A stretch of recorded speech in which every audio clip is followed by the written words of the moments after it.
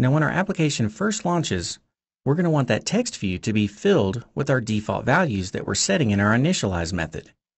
And the best place to put that is inside an awake from nib method. So I'm going to type void awake from nib. And here we're going to get an instance of the NSUserDefaults again.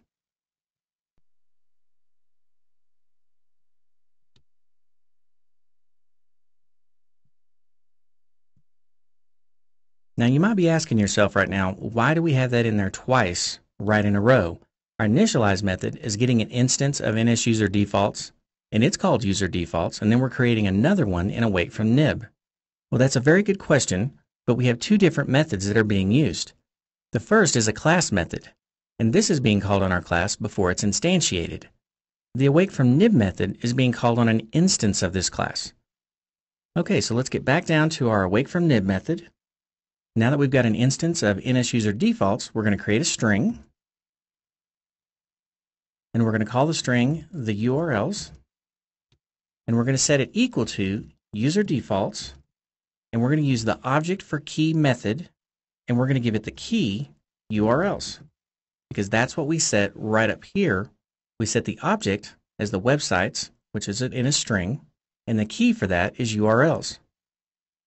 So down here, to access that value, we say userDefaults, give me your object for the key URLs. And that's going to give us back the string contained in websites.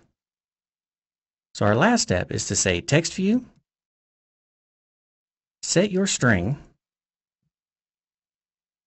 to the URLs.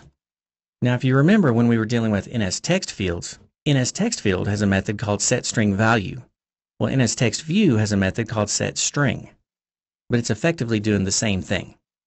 So now if we build and run this, we're going to see that our text view is filled with our NSString. And there we go. We can see that it filled it in. So we registered our defaults and we read them right back in as soon as the application awoke from nib, and it filled the text view with our text. We will finish this lesson in the next video.